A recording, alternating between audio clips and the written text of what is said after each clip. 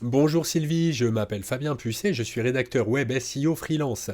J'aide les professionnels de la musique à améliorer le positionnement de leur site internet dans les pages de résultats des moteurs de recherche. Alors comment? Eh bien avec des contenus optimisés pour satisfaire à la fois les lecteurs et les moteurs.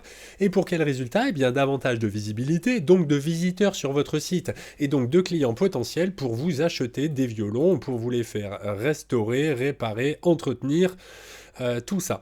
Donc, je vous avais envoyé un email ces derniers jours pour vous expliquer que votre site avait particulièrement retenu mon attention, car en effet, voilà, j'ai travaillé récemment pour un luthier près de chez moi, donc près de Limoges, et puis, donc il était sur la page 5 ou 6 de Google sur luthier Limoges, et résultat, ben, on a réussi en un mois à l'amener à la position 6, c'est-à-dire sur la page 1.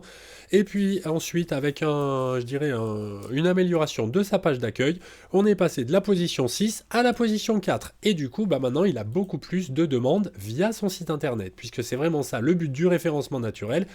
C'est pas d'avoir un site plus beau, c'est pas d'avoir un site avec plein de visiteurs. Le but, c'est vraiment, d'améliorer votre activité, hein, d'avoir davantage de commandes, de demandes de devis et de clients. Donc, je vous propose peut-être d'abord de faire un petit peu le point chiffré sur votre site, après quoi, on ira voir ce que ça donne. Alors, votre site a une autorité de 20, ce qui est déjà pas mal du tout. Ce chiffre-là, néanmoins, on veut toujours le faire monter parce que plus il est proche de 100, plus il est haut, plus ce sera facile de positionner un petit peu ce que vous voudrez sur Google ou un autre moteur de recherche. Alors, qu'est-ce qu'il me dit? Pourquoi il veut pas? Luthier souris. Bon, c'est pas grave. On va retourner sur index.html. Je comprends pas pourquoi il n'y a rien ici. Ah si, voilà, très bien. Donc, ah oui, du coup, c'est plus la même autorité. Donc là, j'ai fait non plus sur votre page d'accueil, mais sur l'intégralité du domaine.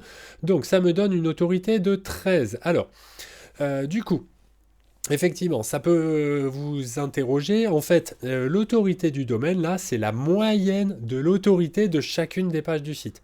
Donc vous pouvez avoir des pages au-dessus, des pages en dessous, peu importe.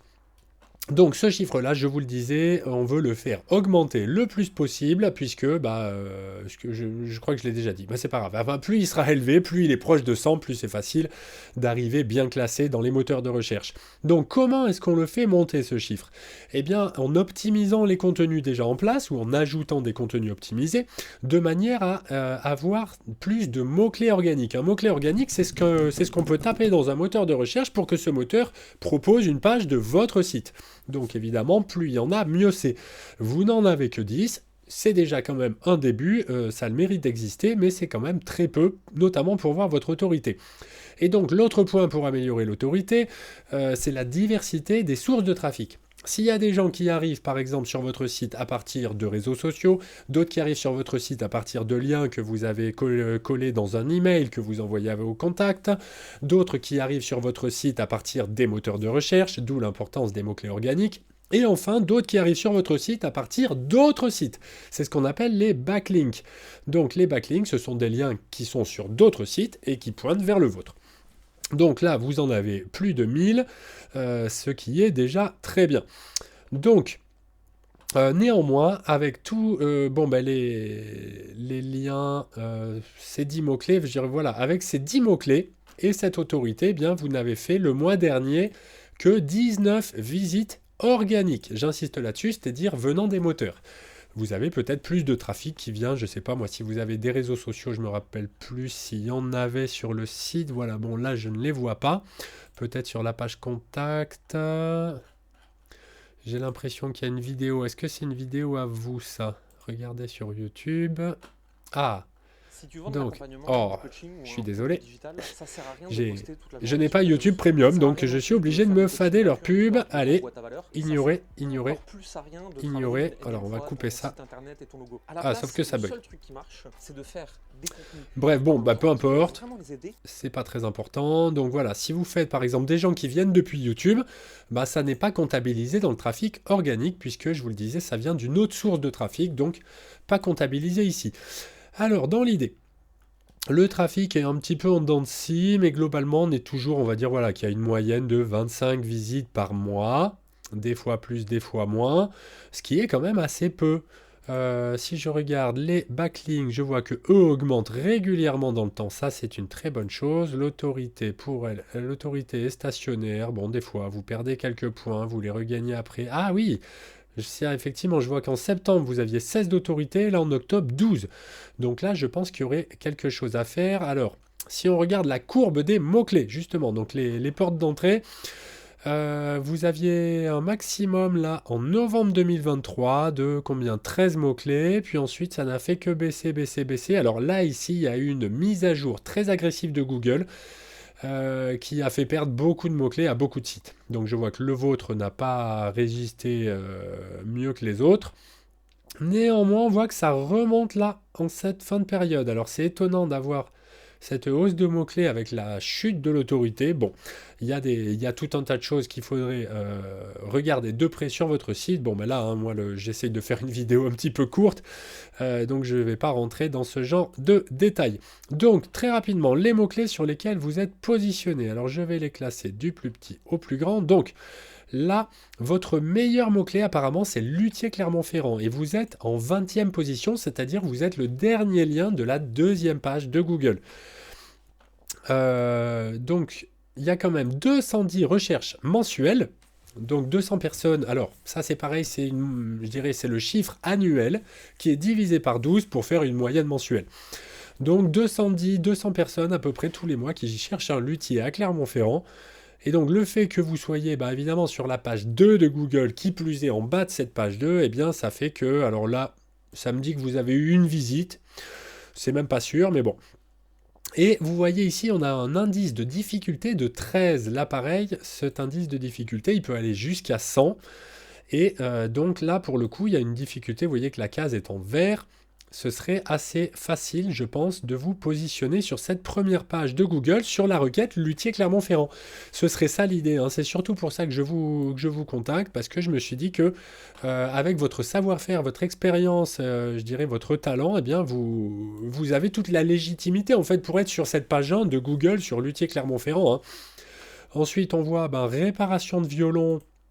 Là, vous êtes 49e après réparation de violon. Ça dépend, je dirais, voilà, une personne qui chercherait ça, je sais pas, à Strasbourg, je suis pas sûr qu'elle vienne à Clermont faire réparer son violon. Réparation de violon, Luthier Marseille, Lyon Luthier. Bon, je suis pas sûr. Alors, à moins que vous ayez des succursales à Marseille et Lyon, là, pour le coup, c'est pas des requêtes à travailler spécifiquement, même si vous êtes déjà positionné dessus. Souvent, ce qu'on fait en référencement, c'est qu'on va regarder les pages qui sont déjà positionnées, par exemple, sur la deuxième ou la troisième page de Google. On va les améliorer un petit peu et généralement, on arrive comme ça à arriver sur la première page. Bref, alors je vous parlais de contenu optimisé. Ce qu'il faut savoir, c'est que les robots des moteurs de recherche, comme ils ont des milliards de pages à scanner tous les jours pour les classer, eh bien, ils lisent principalement le balisage HTML. Et déjà, en premier, c'est les titres et les sous-titres de page. Donc, H1, le titre unique de la page. Donc ça, c'est très bien. Et ensuite, on pourrait avoir des sous-titres H2 vente. H2 location, H2 fabrication, avec des petits paragraphes qui développent un petit peu ces différents points. Donc là, vous n'avez qu'une seule balise sur cette page, et donc a priori, c'est un peu tout ce que lisent les moteurs. Alors tout, pas tout à fait, parce que le fait qu'il y ait une vidéo, éventuellement, ils vont le prendre en compte, ils vont se dire, ah oui, puisque vous savez, aujourd'hui, les gens adorent regarder les vidéos. Donc ça, c'est un plus pour votre page d'accueil, c'est très bien de l'avoir mis. D'ailleurs, la vidéo.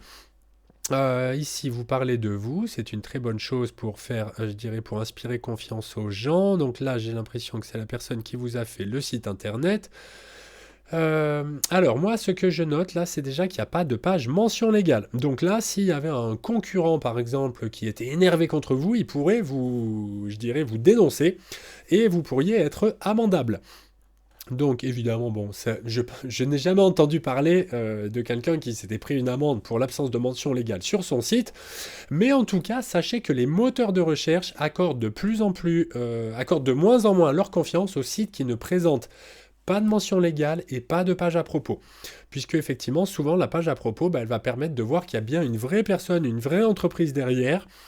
Et dans les mentions légales, eh bien, on va vraiment voir aussi, pareil, votre numéro de SIRET, les coordonnées de l'hébergement, tout ça. Il y a des choses qui sont importantes à faire figurer et qui sont, je dirais, de plus en plus prises en compte par les moteurs.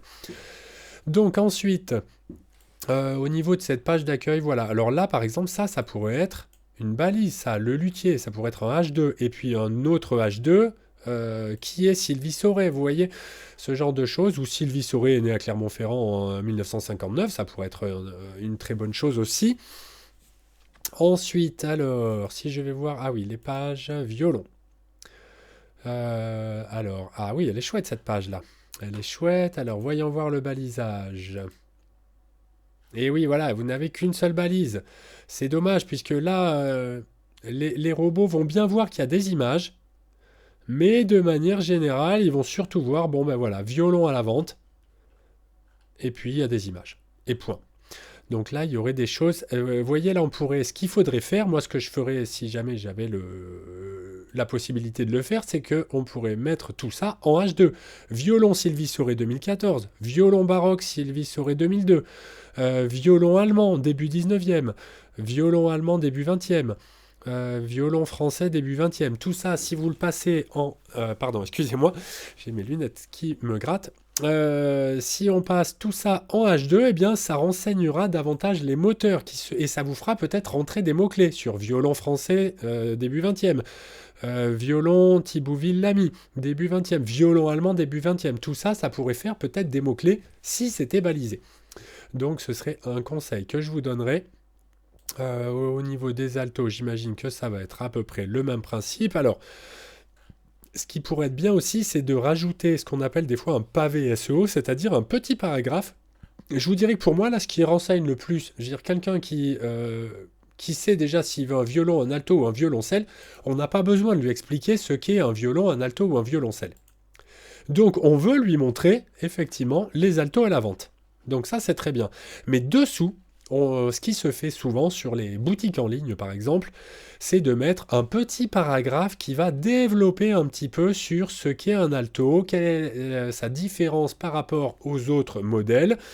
Je dirais que là, c'est pas pour les visiteurs humains, c'est pour les robots des moteurs. Puisque si on leur met un petit paragraphe pour leur expliquer ce qu'est l'alto, déjà on va pouvoir développer tout le champ sémantique, un petit peu le champ lexical de l'alto, et ça va renseigner les moteurs. Et pour le coup, ça peut aussi permettre à la page de se positionner sur d'autres mots-clés. Donc là, il y a des choses assez intéressantes à faire là-dessus. Alors, réparation d'instruments. Donc là, c'est même chose que sur les autres pages. Hein, ça manque de balisage. Ça manque de balisage, on est aussi un petit peu court. Normalement, on parle, pour intéresser un moteur de recherche, on parle d'un minimum de 300 mots par page. Alors, ça fait pas un énorme paragraphe, ça fait quoi? Ça fait une demi-page à peu près. Mais là, pour le coup, vous voyez là, il me semble, dans un ordre d'idée, vous devez être là entre 150 et 200 mots, je pense. Faudrait vérifier. C'est vrai que remarquez, c'est écrit un petit peu petit. On a peut-être un peu plus de 200 mots, mais c'est pas énorme. Donc là, pour les moteurs, souvent ils vont se dire bon, c'est un peu vide. Encore que bon, vous compensez avec les photos, mais ça pourrait être développé. Au niveau de la restauration, d'accord. Donc là, voilà, pour moi, votre site, il est typique de la personne qui a voulu bien faire et bien renseigner ses visiteurs. Là, s'il y a un visiteur qui vient sur votre site, il comprend tout, c'est clair, c'est précis, on a accès à toutes les informations. J'ai bien vu sur les violons, il y a les prix. Là, on a le prix de la location, on a toutes les informations utiles, on a votre adresse, on sait qu'on peut vous appeler, vous contacter par mail, tout ça. Le problème, c'est qu'en fait, vous renseignez pas suffisamment bien les moteurs qui, eux, ne sont évidemment pas aussi intelligents que des humains et qui ne comprennent pas tout ce que vous avez sur votre site. Bref, dans l'idée, écoutez, moi, je suis à peu près persuadé que vous avez toute la légitimité, non, c'est pas je suis à peu près persuadé, je suis entièrement persuadé que vous avez toute la légitimité pour être sur cette première page de Luthier Clermont-Ferrand. Et vraiment, voilà, je trouve ça dommage que vous n'y soyez pas. Et donc je pourrais vous y aider. J'ai aidé récemment un luthier près de chez moi, près de Limoges, à arriver sur Luthier Limoges, parce qu'il était un petit peu comme vous, je dirais à quelques kilomètres, il était un peu loin de Limoges, et donc son webmaster lui avait dit, bah oui, mais t'es pas à Limoges, donc tu vas pas être sur Luthier Limoges. Et donc en travaillant ensemble, j'ai pu le faire arriver en un mois sur Luthier Limoges, d'abord à la 6e position, ensuite on a retravaillé un petit peu son site, on a amélioré la page d'accueil, il est passé numéro 4. Et puis après, là on s'est arrêté parce qu'on savait qu'on ne pouvait pas faire mieux. Les 3 premiers sont là depuis 30 ans. Ils avaient des dizaines de milliers de liens, donc de backlinks, on ne les voit plus là, mais c'est pas grave. Enfin bon, voilà, bon, on savait qu'on pourrait pas doubler les 3 premiers, mais on savait qu'il y avait de la place sur cette page Luthier-Clermont-Ferrand, et je peux vous dire qu'il y a de la place... pardon, on savait qu'il y avait de la place sur Luthier-Limoges, et il m'a bien semblé voir qu'il y avait de la place aussi sur Luthier-Clermont-Ferrand. Je peux vous montrer où d'ailleurs, puisque alors voilà, effectivement, on va retrouver Sonic Red, Sidolut, Casanova, Planchat, voilà, Atelier d'Éole, Atelier du Déplason, d'accord. Et là, vous voyez, on arrive, il y a les pages jaunes. Donc les pages jaunes, ça c'est une page, j'ai envie de dire, qui peut être facilement dépassable. Vous voyez que, regardez, Planchat, il est là, et il est là après les pages jaunes. Après, on a quoi là? Le amta.fr, Agence des musiques des territoires d'Auvergne. Ça, mais ça, vous les doublez largement. Je veux dire, vous êtes bien plus légitime à être sur Luthier Clermont que cette page, de